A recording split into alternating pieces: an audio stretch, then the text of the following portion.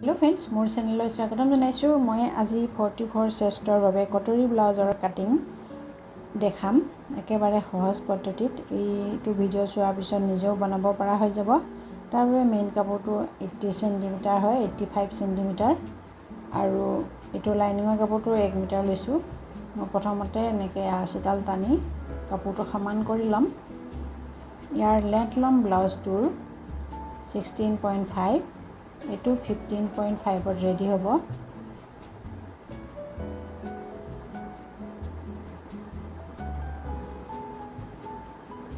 এতিয়া এফালৰ পৰা শোল্ডাৰ্স লম এটো ডিপ নেকত বনাম সেই কাৰণে শোল্ডাৰ্স 6.5 লৈছো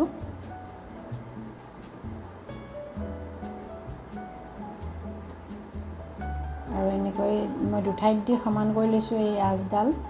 তাৰ পিছত এফালে আৰ্ম হোল লম 6.75 এতিয়া চেষ্টৰ বাবে মাৰ্কিং কৰিম চেষ্ট হয় 44 ইঞ্চ তাৰ ফৰ্থ পাৰ্ট হয় 11 inch 1.5 inch margin waist 38 inch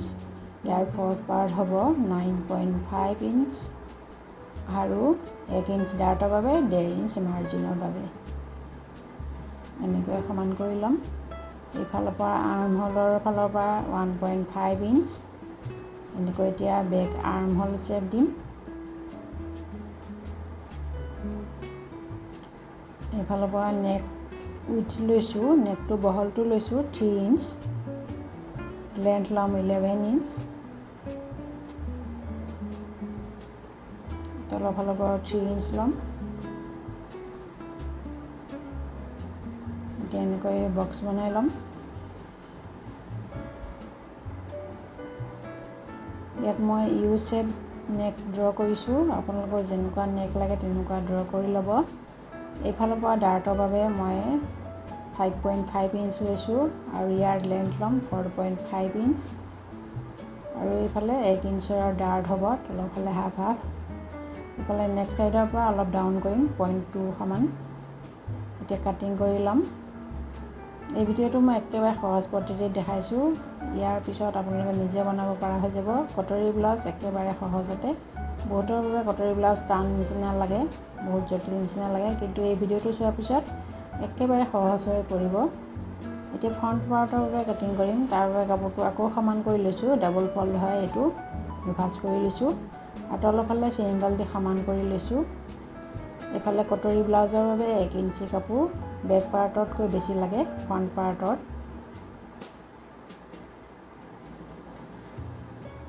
এতিয়া বেক পাৰ্টটো এই চেইনডালৰ ওপৰত বহাই দিম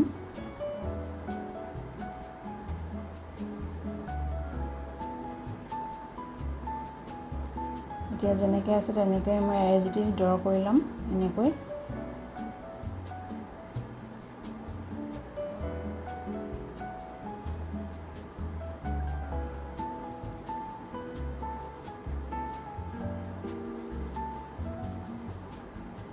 আপোনালোকে টেইলৰ নহলেও নিজে বনাব পৰা হৈ যাব এই ভিডিওটো চাই গতিকে ভিডিওটো চাই ভাল লাগিলে লাইক কৰিব এনেকুৱা ধৰণৰ ভিডিও পাবলৈ চেনেলটো সাবস্ক্ৰাইব কৰি ল'ব আৰু এনেকুৱা ধৰণৰ ভিডিও আপলোড কৰিলে অতি সোনকালে আপোনালোকৰ ওচৰ পাই যাব তেতিয়া নটিফিকেশন আহি যাব গতিকে সাবস্ক্ৰাইব কৰি ল'ব চেনেলটো এইফালৰ পৰা ফ্ৰন্ট নেকৰ লেন্থ লৈছো 8 ইঞ্চ আৰু 3 ইঞ্চ তলৰ ফালে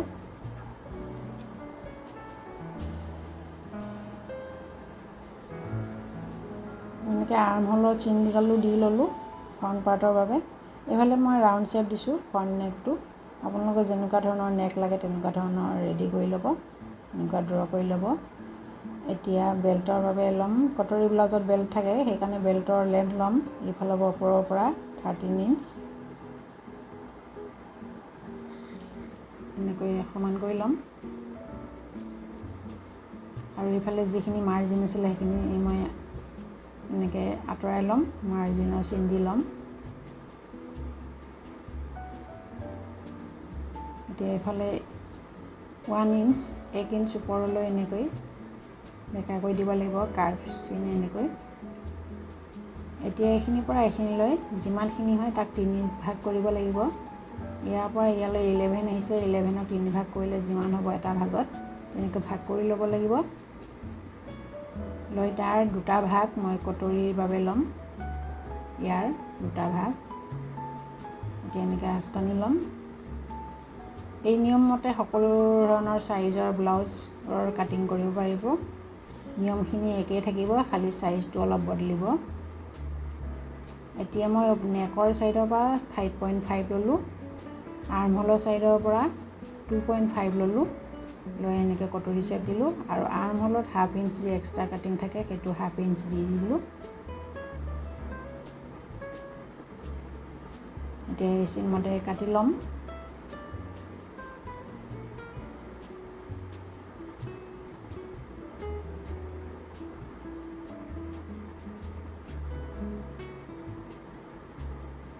এতিয়া প্ৰথমতে বেল্ট কাটিম এনেকৈ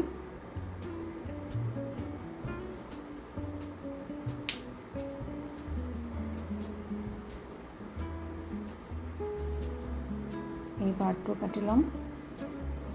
এই পাৰ্টটো মেইন কাপোৰৰ পৰা এজ ইট ইজ কাটিব পাৰিব ইয়াৰ আৰু কোনো বহা টুটা কৰিব নালাগে কাপোৰটো আৰু এই পাৰ্টটো অলপ চেঞ্জ কৰিব লাগিব এইফালে অকণমান হাফ ইঞ্চ আৰু এনেকৈ কাৰ্ভ দিব লাগিব মানে ৰাউণ্ড দিব লাগিব ৰাউণ্ড শেপ হাফ ইঞ্চৰ এনেকৈ ওপৰখিনিটো থাকিবই এইখিনিতে আৰু অলপ দি দিলে ধুনীয়া ফিটিং হ'ব ইফালে জয়েন্ট আছিলে জয়েন্টটো খুলি ল'ম এতিয়া ইফালে হাফ ইঞ্চ আৰু কমাই দিম কাৰণ 1 ইঞ্চ বেছি আছিলে হাফ ইঞ্চ এই সন্মুখৰ ফালে হুক আৰু আইপটিত যাব গতিকে হাফ ইঞ্চ এক্সট্ৰাখিনি উলিয়াই দিম এই দুটা পাৰ্ট ৰেডি হৈ গৈছে ইয়াৰ কোনো কাম নাই পিছত মেইন কাপোৰত একে ধৰণে কাটিব পৰা যাব এতিয়া এইটো পাৰ্ট জয়েন কৰিব নোৱাৰি কটৰী পাৰ্টটো এইটো সৰু হৈ যাব কাপোৰত জয়েন কৰিলে গতিকে এইটো বহাব লাগিব তাৰ বাবে মই এইটো ডাবল ফল্ডেড কাপোৰৰ ওপৰত এনেকৈ ইয়াক সেম টু সেম আঁকি লৈছোঁ এনেকৈ বহাই এনেকৈ আপোনালোকে যেনেকৈ বহাব মই তিৰচা বেকা কৰি বহাইছোঁ এনেকৈ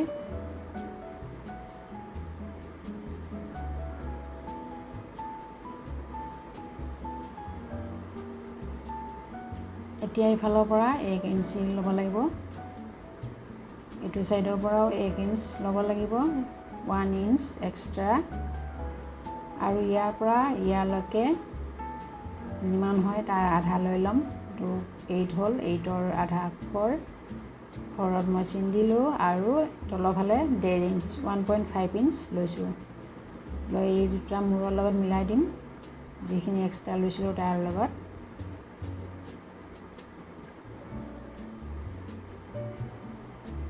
এনেকৈ আৰু এইফালে চিলাইৰ কাৰণে যিমানখিনি লাগে মই হাফ ইঞ্চ লৈ লৈছোঁ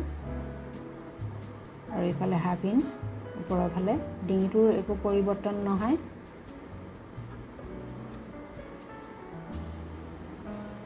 এতিয়া তললৈকে এনেকৈ মিলাই দিলোঁ এইফালেও এনেকৈ মিলাই দিম এতিয়া এই কটৰীটো কাটি ল'ম কাটাৰ আগতে মই এইটো ডাৰ্টটো কিমান হ'ব দেখাইছোঁ ওপৰৰ ফালে 2 ইঞ্চ মানে তলখিনিৰ সৈতে লগ লাগি 3.5 ইঞ্চৰ ডাৰ্ট হ'ব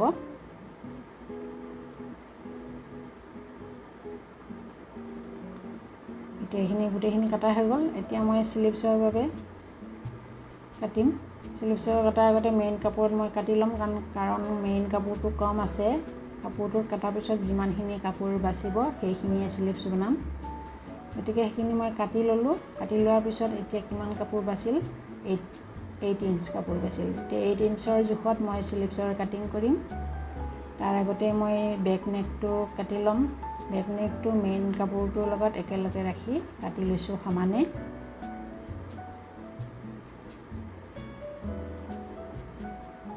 এতিয়া স্লিভছৰ বাবে লৈছোঁ 8 ইঞ্চ পাইছিলোঁ মেইন কাপোৰটো বাচিছিলে এতিয়া 8 ইঞ্চৰ মই বনাম স্লিভছ তাৰ বাবে এইটো লাইনিঙৰ কাপোৰ হয় লাইনিঙৰ কাপোৰটো মই এইটো দুটা স্লিভছৰ বাবে একেলগে লৈছোঁ আৰু এনেকৈ আৰ্মহোলটো জুখি লওঁতে 9.5 পালোঁ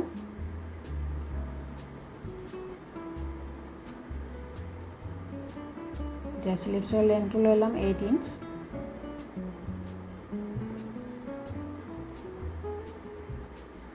মই 1 একেবাৰে সহজ পদ্ধতিত দেখাইছোঁ, আপোনালোকে ভিডিঅ'টো শেষলৈকে চাই থাকিলে গোটেই ভালদৰে বুজি পাব। একদম পূৰা ফিটিঙত চিলাই হৈ যাব এইবিলাক যিখিনি দেখাইছোঁ মই। এতিয়া স্লিভছটো ডাউন কৰিছোঁ 3.5 ইঞ্চত আৰু ইয়াত যিমান লেন্থ পাইছিলোঁ আৰ্মহোল লেন্থ সেইটো দি দিম ইয়াত।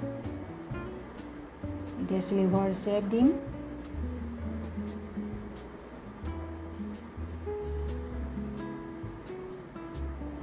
এইফালে যিমানখিনি মাৰ্জিন লৈছিলোঁ বডি পাৰ্টত সেই একেখিনি মাৰ্জিন ইয়াতো ল'ম 1.5 ইঞ্চ আৰু স্লিভছ ৰাউণ্ড ইয়াত 7 ইঞ্চ লৈছোঁ। 14 ইঞ্চ হয় স্লিভছ ৰাউণ্ড টোটেল, তাৰ হাফ হ'ব 7 ইঞ্চ আৰু ইয়াত কাটিং কৰি ল'লোঁ মই এনেকৈ। এইফালে ফ্ৰণ্ট স্লিভৰ বাবে হাফ ইঞ্চ এক্সট্ৰা কাটিং থাকে, তাৰ বাবে হাফ ইঞ্চটো এনেকৈ দি দিছোঁ। প্ৰথমতে চেণ্টাৰত কাট লগাইছোঁ। এতিয়া খুলি ল'ম, লৈ দুটা পাৰ্টত এনেকৈ কাটিম। দুটা স্লিভছৰ একেলগে বনাইছোঁ সেইকাৰণে মই কাটিছোঁ আৰু তলৰ জইনটো খুলি ল'ম। এইটো মই যিমানখিনি কাপোৰ লাগে সিমানখিনি ভাঁজ কৰি লৈ কাটিছিলোঁ, সেইকাৰণে জইণ্ট আছিলে। এতিয়া এইটো মই চিন দি ল'ম, এইটো যে ৰাইট ছাইডত হয়। এতিয়া স্লিভছটোৰ বাবে কাপোৰটো মই আকৌ এনেকৈ ফল্ড কৰি ল'লোঁ। এইটো 4 ফল্ড হয় দুটা স্লিভছৰ বাবে। এই স্লিভছটোতো কাপোৰ কম আছে সেইকাৰণে মই দুটা পাৰ্ট অলপ কমাই ৰাখিছোঁ, সেই দুটা পাৰ্টত জইণ্ট লগাম।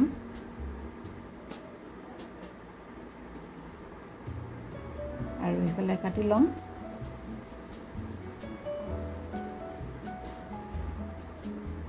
এইটো কটাৰ পিছত ব্লাউজটোৰ কাটিং হৈ যাব। ভিডিঅ'টো ভাল লাগিলে লাইক কৰিব, কমেণ্ট কৰিব, চেনেলটো ছাবস্ক্ৰাইব কৰি ল'ব। থেংক ইউ ফৰ ৱাচিং, বাই বাই।